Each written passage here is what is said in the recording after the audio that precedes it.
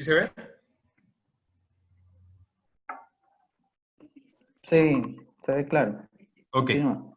gracias. Igual les pido mil disculpas por la intervención anterior, en realidad, bueno, asuntos de guardia, ¿no? Gran charla del doctor de Sabando, alto contenido científico, muy interesante. Bien, bueno, creo que soy el último tema, trataré de ser algo práctico en cuanto a los conceptos para no alargarme tanto, ¿no? Bien, voy a hablar acerca de la valoración ecográfica de trombosis venosa profunda. Soy médico residente de segundo año de posgrado de imagen del Hospital Luis Bernaza.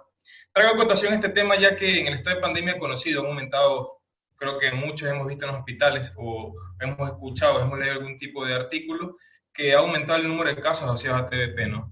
No solo en estudios extranjeros, sino también lo estamos palpando en nuestro hospital.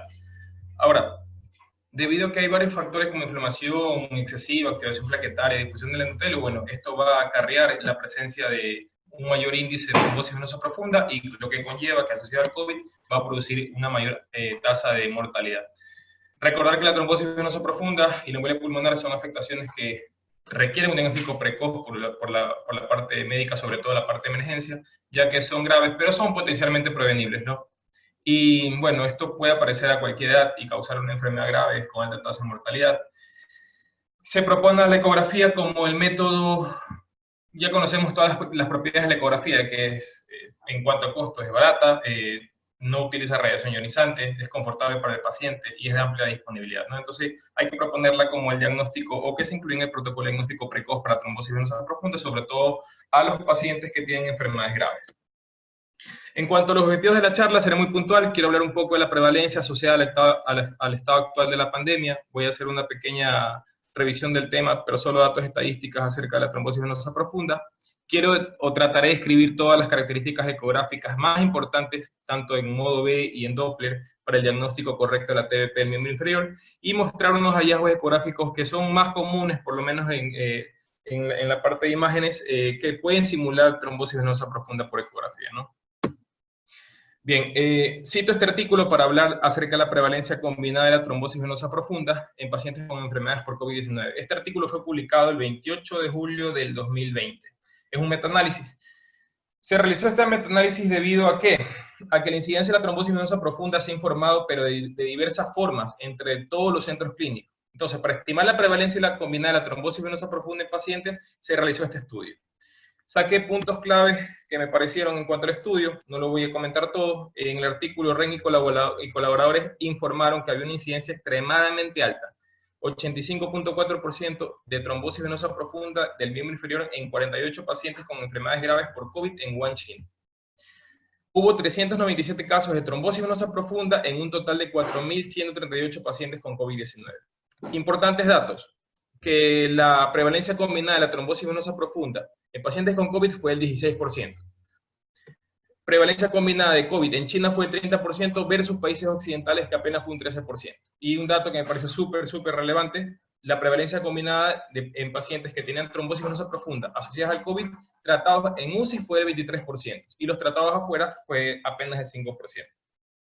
Entonces, en esta ilustración podemos ver que la enfermedad por coronavirus no solo predispone a alteraciones trombóticas de índole venoso, sino también arterial, ¿no? Ahora, esta ilustración me pareció súper didáctica porque en 3 puntos define los mecanismos ya postulados de la coagulopatía y patogenia de la trombosis en COVID.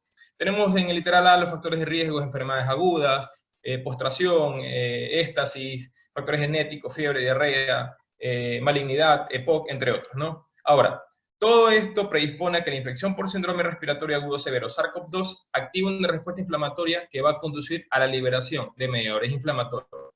Recordad que esto va a producir tanto una activación endotelial como hemostática. El aumento del factor de von Willebrand y el aumento del factor tisular. Recordemos que la respuesta a toda infección grave se caracteriza por 2 cosas, linfopenia y trombocitopenia. La lesión hepática, que puede estar asociada, también puede ser un factor que disminuye la coagulación y formación de antitrombina. ¿Qué va a producir esto? Anormalidades hemostáticas, que son microtrombos pulmonares, coagulación intravascular, siempre y cuando el paciente tenga otros factores añadidos, injuria miocárdica, elevación de los marcadores cardíacos, elevación del dímero D, del tiempo de protrombina, y en mayor o menor número las plaquetas y el producto de degradación de la fibrina. Clínicamente, ¿cómo se va a traducir todo este mecanismo de coagulopático y patogénico? Principalmente en tres conductas, ¿no? Primero, el tromboembolismo venoso, el infarto miocárdico y la diseminación y la coagulación intravascular diseminada. Muy bien. Ahora, yo no puedo hablar de trombosis venosa profunda sin antes referir a un mecanismo que es muy básico en esto, que es la bomba muscular a nivel de la pantorrilla. Entonces, todos sabemos que cada vez que nosotros caminamos, ¿qué pasa? Se contraen los músculos soles, los gastrocnemios, ¿y qué pasa? Toda la sangre, a manera de una bomba o válvula, es impulsada hacia arriba, y lo que hace a este nivel Perdón, un segundo. Lo que va a pasar es que la sangre fluye hacia la parte más ascendente y las válvulas evitan el retorno sanguíneo y asimismo redireccionan el flujo hacia la parte anterior. Ahora, esto pasa siempre y cuando nosotros estemos activos. Si estamos en reposo, postrados, encamados durante largo tiempo, ¿qué pasa? Este mecanismo comienza a fallar, comienza a producir éstasis, se retorna la sangre, se forma el trombo, y hay dos cosas que puede pasar en este punto. En cuanto a porcentajes, un 20% de las trombosis a nivel distal pueden progresar hacia territorios proximales y dar lugar a las dos complicaciones más importantes, como es la embolia pulmonar y el síndrome postrombótico. El síndrome postrombótico, que, bueno, esto se caracteriza por la destrucción de las válvulas debido a que el trombo con el tiempo se recanaliza. Este proceso de recanalización, ¿qué pasa? Hace la válvula tortuosa, la daña y hace que todo el flujo a manera de remanencia retorne y se hagan unos vasos tortuosos, que es la característica que se ven en los pacientes con insuficiencia venosa, ¿no? Y por otro lado, la embolia pulmonar, que nosotros ya la conocemos tanto clínicamente como la tasa de mortalidad que produce, como se ve en esta imagen, ¿no? Que es una tomografía con contraste intravenoso, ventana mediastínica, donde podemos revisar unos defectos y llenado a nivel de las arterias lobares bilaterales, ¿no? Compatible con embolia de pulmón. Entonces, tener en cuenta estas dos complicaciones, que son las que más acarrean complicaciones en los pacientes con trombosis venosa profunda. Clínicamente, ¿cómo se ve la insuficiencia venosa crónica? Bueno, como vemos en la gráfica, ¿no? Varices tortuosas a nivel de toda la extremidad. Importante, la trombosis venosa distal, que es subvalorada. La mayoría de estudios ecográficos no reportan la parte infrapatelar, pero recordar que no es una estadística despreciable. Un 20% de las trombosis venosas profundas distales pueden producir una tromboembolia pulmonar, y en un 80% de las trombosis venosas proximales te dan sí o sí un síndrome postrombótico o la insuficiencia venosa crónica. Generalidades, bueno, yo creo que todos hemos estado frente a algún paciente con sospecha clínica de una trombosis venosa profunda o que esté dentro de nuestros principales diagnósticos diferenciales. Ahora, importante saber que la ecografía en la exploración de las venas proximales tiene una sensibilidad del 95% para detectar trombosis, una especificidad del 100%, pero para las venas distales hay estudios que llegan hasta el 40% de la sensibilidad, pero últimos estudios actuales llegan con una sensibilidad asociándonos al Doppler color y al Doppler espectral de 73%. Entonces, recordar que la ecografía con la compresión venosa constituye una prueba inicial de elección de imagen para el diagnóstico de la trombosis venosa profunda. Un poco estadísticas en cuanto a la trombosis venosa profunda: tiene una incidencia anual de 1 a 2 pacientes por cada 1000 habitantes. Es la tercera causa de muerte cardiovascular y la primera causa de mortalidad intrahospitalaria. A pesar de que nosotros tengamos una buena terapéutica anticoagulante, antitrombótica en estos pacientes, del 1 al 8% van a desarrollar trombosis venosa profunda. Si se utilizarían solo los signos clínicos para el diagnóstico de la TBP, 50% de los pacientes recibiría tratamiento anticoagulante innecesario. El 40%, a pesar del tratamiento más adecuado, van a desarrollar un síndrome postflevítico o posttrombótico con la destrucción de las valvas. El 4% va a producir hipertensión pulmonar tromboembólica crónica. Y bueno, esto me parece súper importante. No solo apenas el 2% de pacientes con ecografía inicialmente negativa presentan trombosis en estudios seriados. Así que tampoco es de ayuda a realizar ecografías tan frecuentemente con estos pacientes, a menos que la sospecha clínica sea demasiado alta.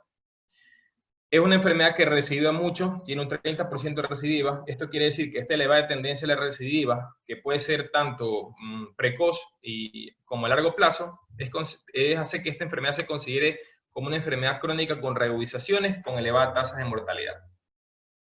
Ahora, Yo creo que la definición de trombosis venosa profunda todos lo sabemos. Ahora, lo que quiero dejar en claro o solo recordar es que la trombosis venosa profunda, junto con la embolia pulmonar y el síndrome postrombótico, forma parte de una sola entidad patológica, denominada enfermedad tromboembólica venosa.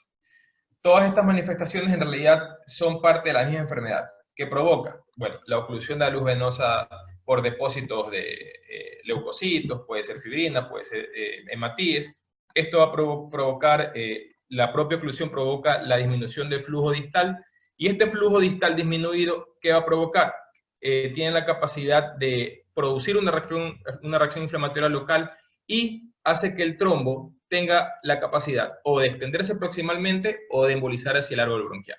Importante saber la clasificación de la trombosis venosa de miembro inferior. Anatómicamente la podemos clasificar como una trombosis que esté por encima de la vena poplitea o por debajo de la vena poplitea. ¿Por qué es importante esto? Porque la trombosis venosa proximal, que se asocia a la presencia de trombo a nivel de todas las venas que están descritas en el gráfico, se asocia a un mayor grado de complicación, que es la embolia pulmonar. A diferencia de la trombosis venosa profunda distal, que acarrea toda la presencia de un coágulo en los terrenos que se describen en la gráfica, se asocia a complicaciones más frecuentes, como es el síndrome postrombótico. O sea, puntualmente, la trombosis proximal nos va a dar mayor embolias pulmonares y la trombosis distal nos va a dar mayor síndrome postrombótico. No olvidar que el 20% de esto nos van a dar embolias pulmonares y el 80% de las proximales nos van a dar insuficiencia venosa crónica. Ahora, yo creo que este cuadro, yo creo que todos en nuestra vida de pregrado lo hemos revisado, estudiado, aprendido, así que no le voy a dar mucho hincapié, solo recordar que esto es la tríada de Virchow, ¿no? La ya conocida tríada de Virchow, ya propuesta desde los años 1800, que esta pirámide consta de 3 partes, ¿no? Primero, que el paciente tiene que tener un estado de hipercoagulabilidad. Esto significa una predisposición a la formación excesiva e inadecuada de coágulos. Esta condición va a producir tanto la formación de coágulos y también puede estar asociada a alteraciones hereditarias. La más común creo que es el factor 5 de Leiden. Bueno, y aquí tenemos una de las causas más frecuentes que también se pueden presentar en tumores malignos, septicemia, síndrome nefrótico, trombofilia, entre otras. Se asocia este estado de hipercoagulabilidad con lesión de la pared vascular, que no es más que la condición donde se presentan alteraciones anatómicas de tipo vascular, como pueden ser las tortuosidades, los kinking. Lo que hace esto es que el flujo sanguíneo sea más lento y predomina la éstasis circulatoria. También la éstasis no solo se va a producir por las malformaciones venosas o las alteraciones de la pared vascular, sino también por fibrilaciones auriculares, disfunción ventricular izquierda, y lo que va a producir es que esta éstasis sanguínea va a producir lesiones a nivel subendoteliales a nivel de los vasos. Ahora, creo que no lo puse en las estadísticas, pero recordar que en cuanto al diagnóstico, el 50% de los pacientes cursan de forma asintomática. El otro 50% de los pacientes tienen una clínica que no es tan inespecífica. Esta puede ser edema, puede ser dolor, puede ser cambios inflamatorios, entre otras. Importante, la parte clínica nos ayuda más que nada para distinguir otras causas que nos puedan imitar esta entidad, como linfedema, celulitis, masas, insuficiencias venosas. Ahora, este cuadro yo creo que todos nosotros lo hemos utilizado alguna vez en la vida. Es la escala de Wells, no la voy a leer, solo voy a puntualizar ciertas cositas, como que esta es una escala para probabilidad clínica de padecer trombosis venosa profunda. Otro punto importante es que recordar que si ambas piernas están sintomáticas, se puntúa la que tiene el lado más afecto. Si hay bien 3 grados, el grado más alto, que son de 3 puntos, tiene una prevalencia del 85%, el riesgo moderado, que va de 1 a 2 puntos, una prevalencia del 33%, y así tengamos un riesgo bajo, igual tenemos una prevalencia del 5%. Aquí donde entra la ecografía, yo creo que ahorita se encuentra en la mano de la mayoría de los hospitales y sobre todo en las emergencias, fácilmente vamos a poder diagnosticar una trombosis venosa solo utilizando la maniobra de compresión, como podemos ver en la gráfica, ¿no? Aquí podemos ver una imagen de una arteria y una vena, y aquí podemos utilizar la compresión, en la cual se colapsa completamente la vena, descartando la presencia de trombosis venosa. Como podemos ver aquí, ¿no? Aquí hacemos según material ecogénico en el interior, acá ya con la compresión no hay colapsabilidad de la vena, lo que nos indica una trombosis venosa profunda. Ahora, en el algoritmo diagnóstico el diagnóstico se basa prácticamente en tres cosas. Primero, resultados de la ecografía. Segundo, interpretación o en relación a los niveles del dímero D. Y tercero, un paciente con probabilidad clínica ya establecida. Así tenemos dos escenarios. Aquel paciente con sospecha de trombosis venosa profunda, probabilidad clínica de Wells baja, se le puede solicitar un dímero D. Si está positivo o no tenemos disponible en ese momento para hacer el estudio, se pasa a hacer la ecografía. Ahora, importantísimo, aquel paciente que tenga probabilidad clínica de Wells baja, ¿ya?, y que el dímero D sea negativo, no es necesario hacer la ecografía, se buscan otros diagnósticos porque se sabe que el valor predictivo negativo es el 44% el valor predictivo positivo es apenas el 44% y el valor predictivo negativo es el 98%.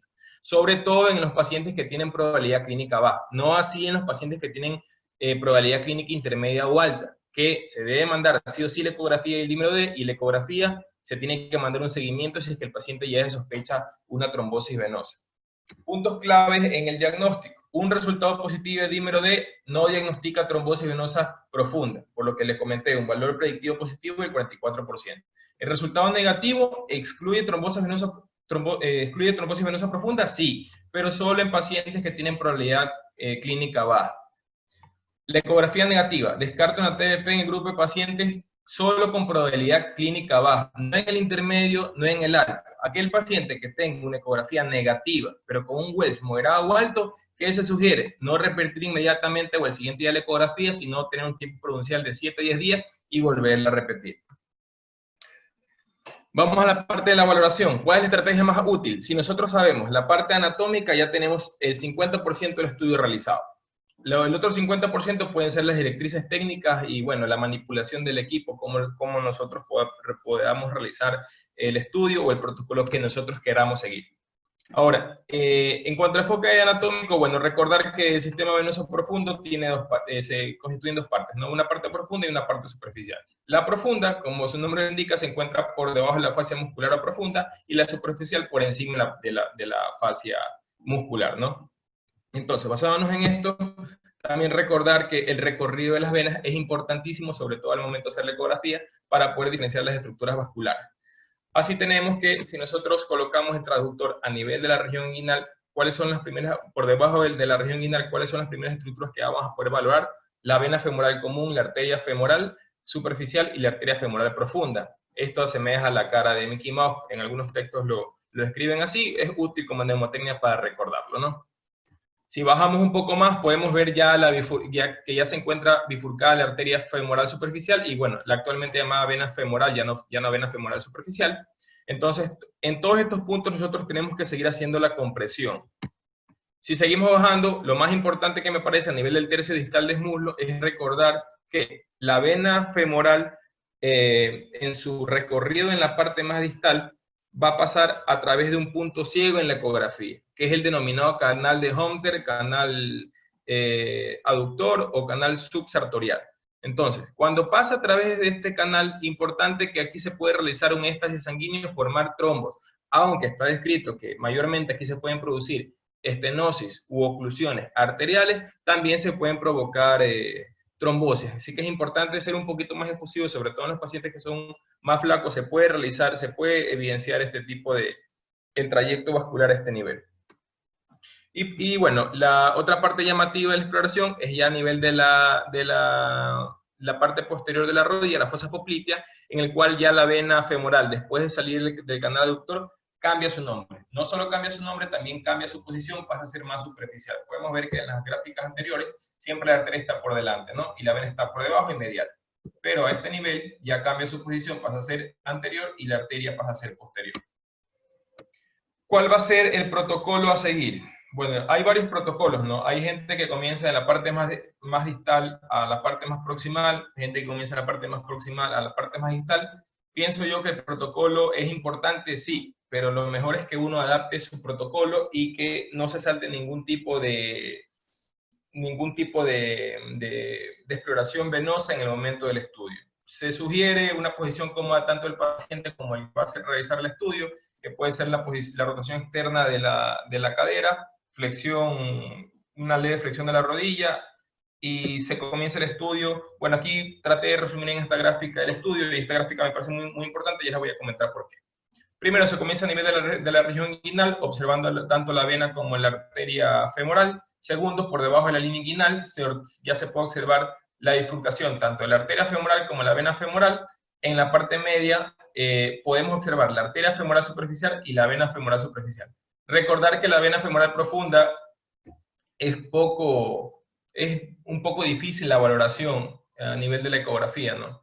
Como regla general, toda vena que sea profunda, que sea de difícil exploración, normalmente si no se la ve, se sospecha que está normal. No obstante, aquella vena que se encuentra enferma, que tiene un trombo, que tiene una alteración, se la puede ver más ecogénica y va a ser mucho más fácil evidenciar. En la parte más distal solo se incluye en este protocolo la poplitea. Esto lo saqué de un libro. Ahora, estudios actuales se sabe que incluso en los materiales de hace mucho tiempo atrás se excluía la parte de la exploración a nivel de lo que es la región infrapatelar, ¿no? Bueno, el mensaje de la charla sería incluir, ser más efusivo en la parte infrapatelar y recordar que a nivel de la pantorrilla deberíamos incluir también el protocolo que se estudie tanto la vena gemelar, que se encuentra dentro de los músculos gemelares, la vena sólea, la vena tibial anterior, la vena peronea y la vena tibial posterior. En cuanto al transductor, vamos a utilizar un transductor lineal de alta frecuencia de 9 a 15 MHz, como se ve en la gráfica. El estudio va a ser, cómodamente lo podemos realizar en transversal, aunque también podemos hacer planos longitudinales, sobre todo si vamos a utilizar ecografía Doppler. Bueno, ya mencioné la posición del paciente.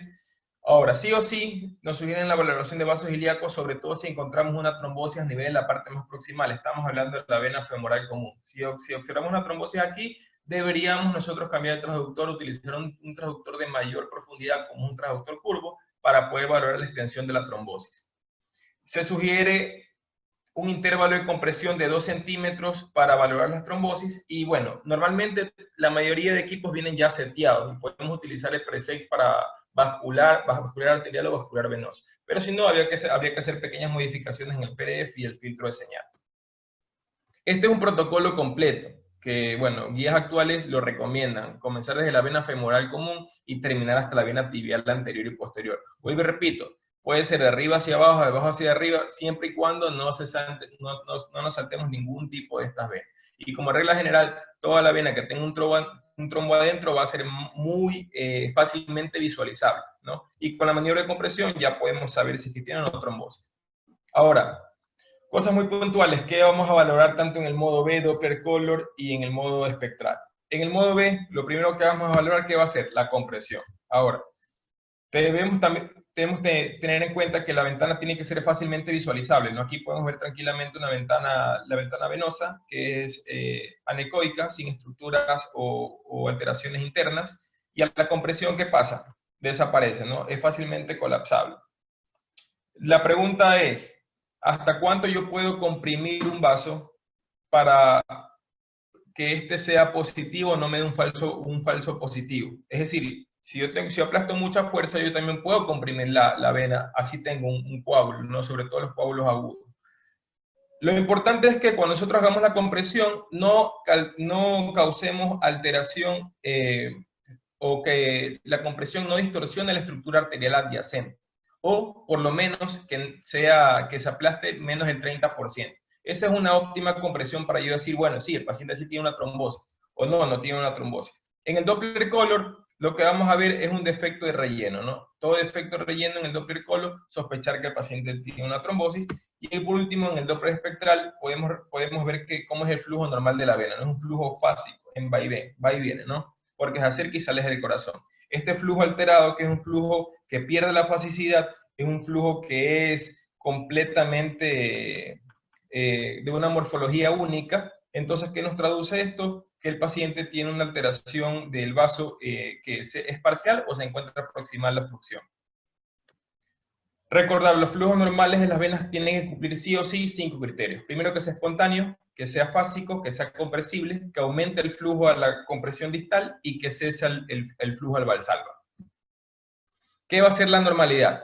Bueno, traté de resaltar las cosas más puntuales. En realidad hay muchos signos directos e indirectos de alteraciones en las venas, pero prácticamente en el modo B lo que tenemos que ver es la ausencia de compresión venosa, como se ve aquí, ¿no? Se comprime y prácticamente tiene el mismo calibre la vena. Segundo, que se visualice el trombo. Aquí también se ve una imagen ecogénica anterior que evita la colapsabilidad del vaso. Tercero, que no haya distensión del vaso, sobre todo a la respiración y al valsalva, y que no haya diferencias de calibre del vaso, sobre todo al modo espectral. En el Doppler Color, como lo mencioné, un defecto que persiste de represión total o parcial de la colorimetría, como se ve aquí abajo, ¿no? Capta la arteria, pero no capta la vena, y se observa un material ecogénico en su interior. Y tercero, el Doppler espectral, que pongamos y prácticamente no tengamos señal. Ahora, también recordar que cuando es una trombosis completa, podemos tener una señal referida de la arteria, pero es una señal netamente arterial, ¿no? Nada que ver con la señal venosa. ¿Cómo podemos nosotros ver los signos de ecográfico de trombosis venosa profunda? Esto es importante sobre todo para saber si es que el trombo es agudo o es crónico. Aquí traje esquemáticamente un cuadrito que es un cuadro ya un poquito antiguo, pero que todavía se lo utiliza y es súper didáctico a la hora de valorar las trombosis. El trombo agudo es hipoecogénico o puede ser algo ecogénico. Es homogéneo en su interior y la alteración del calibre va a estar aumentada.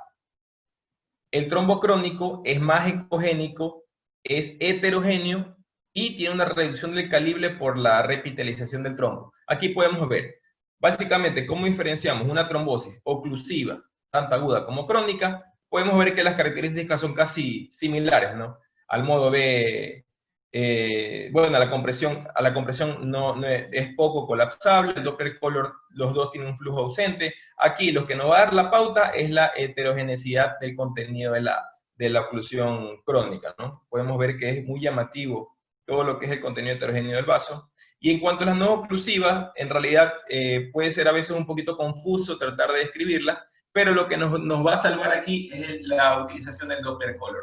Normalmente recordemos que el síndrome postrombótico se basa en la alteración o el daño de las válvulas. Entonces ya no vamos a tener un flujo azul que es característico de las venas, sino vamos a tener un flujo remanente, un flujo rojo, ¿no? Y unas ondas básicas, pero que son positivas y negativas. Entonces, básicamente estos son los puntos para poder diferenciar trombosis agudas de crónica.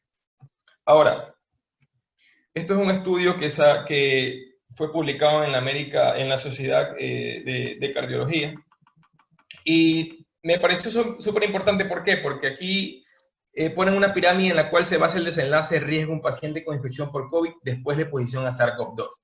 Ahora, podemos ver que las exposiciones que tienen mayor riesgo o mayor tasa de mortalidad son las que tienen moderada a severa. ¿Sí? Si a esto se le añade un factor de riesgo potencial para trombosis venosa, tenemos como puede ser la respuesta inflamatoria del paciente, la postración, la éstasis, la inflamación, las injurias. ¿Qué va a pasar? El paciente va a tener mayor riesgo a producir trombosis y mayor tasa de mortalidad.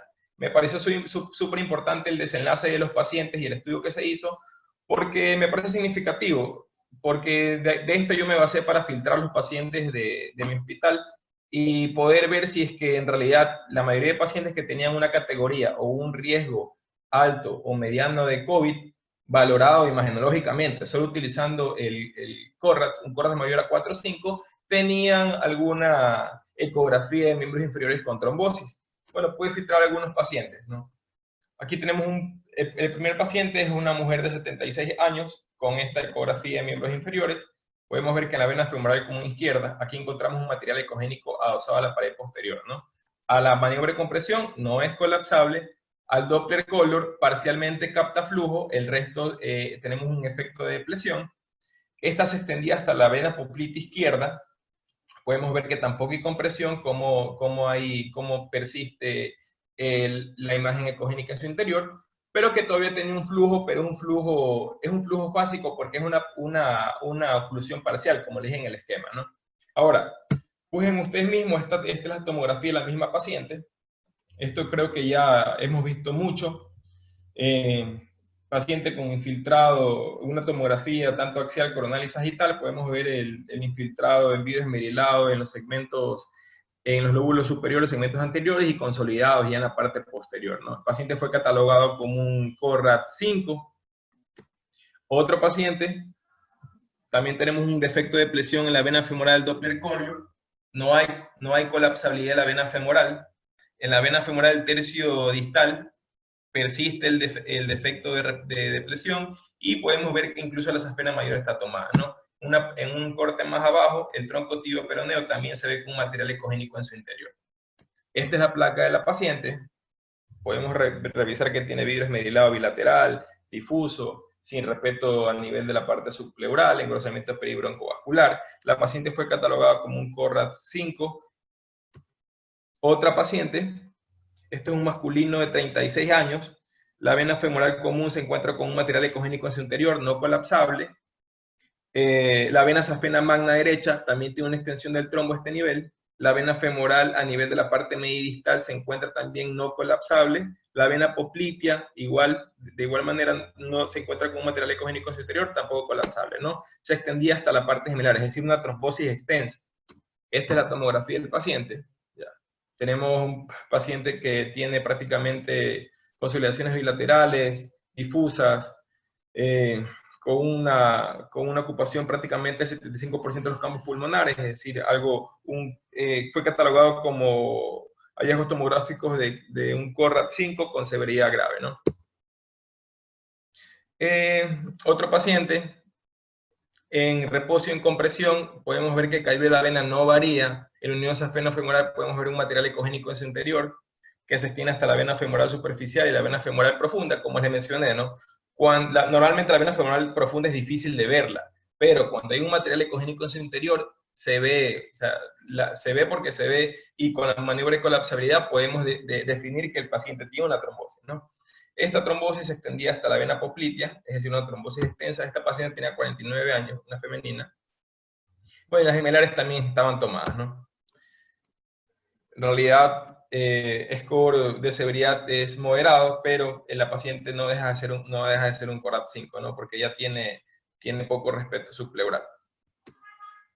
Listo. Me parece importante mencionar esto porque estas son recomendaciones que nos da la Escuela de Radiólogos. Esto fue publicado en la revista Circulation y nos dan recomendaciones de la reunión, unas recomendaciones multidisciplinarias de la Sociedad de Radiólogos que hicieron un consenso, ¿no?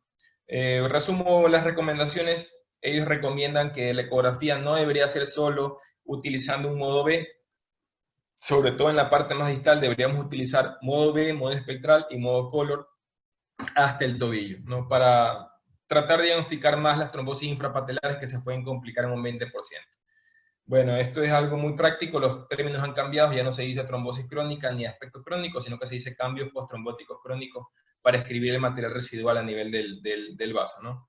El término trombo subagudo no tiene en realidad una sola definición, en realidad tiene múltiples definiciones, rara vez se utiliza, sobre todo hay que utilizarla si es que el paciente tiene una prueba previa o una ecografía previa realizada con el mismo médico o tiene algo en la base de datos. Y no se debe realizar o no se recomienda realizar durante la anticoagulación la ecografía debido a que, bueno, es injustificada, ¿no? A menos que el paciente haya cambiado de tratamiento. Ya, aquí podemos ver cuáles son los cambios postrombóticos, ¿no? Entonces, esto podemos definir, a pesar de que la ecogenicidad es un poco similar, podemos definir que esta es una trombosis aguda, ¿por qué? Porque por el calibre del vaso, ¿no? El calibre del vaso está aumentado, a diferencia de esto que ya tiene retracción, ¿no? Porque el trombo se hace más pequeño, se reabsorbe, entonces también retrae el vaso. Importante aquí, esto fue el control al año, al siguiente año el paciente acude porque presentaba edema en el miembro inferior y podemos ver que en la safena menor hay un defecto de depresión con material ecogénico, pero el calibre del vaso se encuentra aumentado, ¿no? Entonces esta fue una trombosis aguda, cambios postrombóticos crónicos y una TBP recurrente al año 6 meses. Ahora, este es un paciente que tenía una ecografía anterior. Puntualmente, ¿cuándo vamos a utilizar el término trombo subagudo? Es una ecografía con una diferencia de 5 semanas. Podemos ver que hay retracción del coágulo, sí hay retracción del coágulo, pero no es completamente crónico. ¿Por qué? Porque la parte más cefálica del trombo se encuentra todavía dilatando la parte vascular. Entonces, el término más adecuado sería, no es una imagen con cambios postrombóticos, no crónicos, sino que es una trombosis venosa aguda con un trombo subagudo en su interior, ¿no? Entonces, Importante, no podemos decir que el paciente tiene una trombosis crónica o una trombosis subaguda si es que no tenemos una ecografía de base. En cuanto a los diagnósticos que nos pueden hacer caer o resbalar si sospechamos una trombosis venosa profunda, aquí tenemos por regiones, ¿no? A nivel de la región inguinal, siempre sospechar que la imagen puede corresponder a adenopatía, pseudoneurismas, hematomas, hernias femorales, lipomas. En el muslo, lesión muscular, tumor de partes blandas, miositis, a nivel de la región poplitea, el quiste de Baker, celulitis y edema. Aquí tengo un collage que son imágenes que nos podrían causar algún tipo de malinterpretación acerca de una trombosis venosa profunda. Con esta imagen es la que yo creo que más nos puede causar confusión, ¿no? Esto parece un vaso cortado en corte transversal con material ecogénico superior, pero en longitudinal resulta ser un ganglio, ¿no? Y sobre todo podemos ver que el territorio es muy superficial, no tiene ningún componente vascular. Como le dije, reconocer la anatomía ecográfica nos da un diagnóstico ya del 50%. Este es otro paciente que sospechan de trombosis venosa profunda.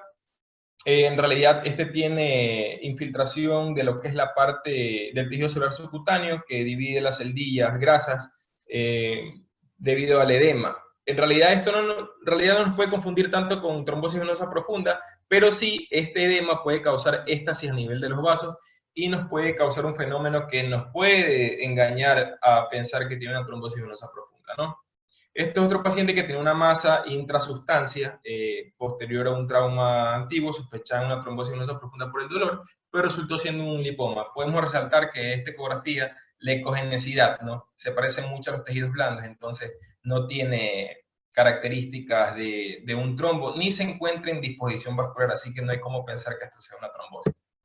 Por acá tenemos otro paciente que tenía adyacente una masa de aspecto quístico con ecos densos en su interior, ya que tenía casi la misma dimensión en su corte longitudinal y transversal, pero que nos salva aquí utilizar el Doppler. El paciente tiene un antecedente de haberse realizado una punción y esta era una pseudoneurisma dependiente de la arteria femoral. Por acá tenemos una imagen muy quística que no parece un vaso, se encuentra entre el semimembranoso y medial a la cabeza del gastrocnemio, y esto correspondía a un quiste, ¿no? Vuelvo y repito, la topografía es muy importante, esto se encuentra muy superficial para ser un vaso, en realidad la parte vascular del sistema nervioso profundo se encuentra por debajo de la fascia muscular. Si no supera la fascia muscular, prácticamente son trombosis, incluíamos otro diagnóstico diferencial.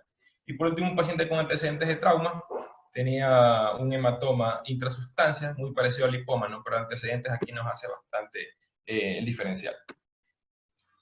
Ahora, esto tranquilamente podría ser una trombosis, ¿no? A nivel de la peronea, ¿no? Pero si estamos un poquito más, somos un poquito más minuciosos, podemos ver cómo es el recorrido del flujo, ¿no?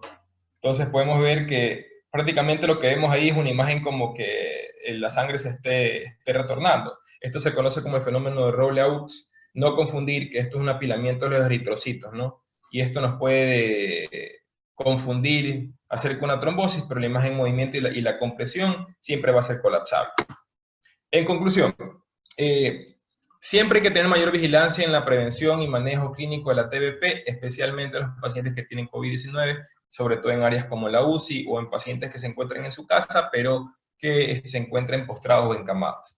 Una ecografía negativa en pacientes de alto riesgo no descarta la presencia de una trombosis venosa profunda distal. Entonces, ¿qué hay que hacer? Ser más efusivo en las ecografías.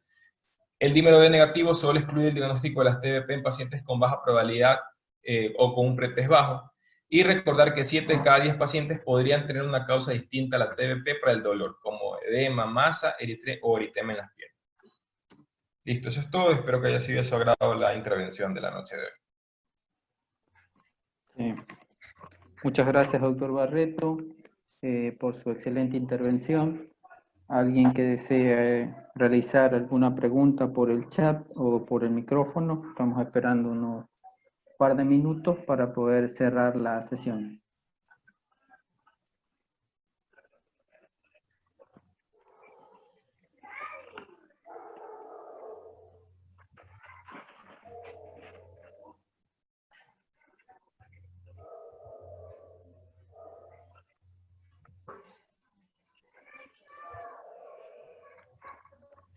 Bueno, revisamos en el chat. En el chat no hay ninguna pregunta. Nadie activa el micrófono, pues doctor Barreto, le agradecemos por su intervención. Muchísimas A gracias. ti. Muchísimas gracias por invitarme. Gracias, hermano. Pasa bien. Ya, gracias. Bueno, el día de hoy cerramos las charlas del curso.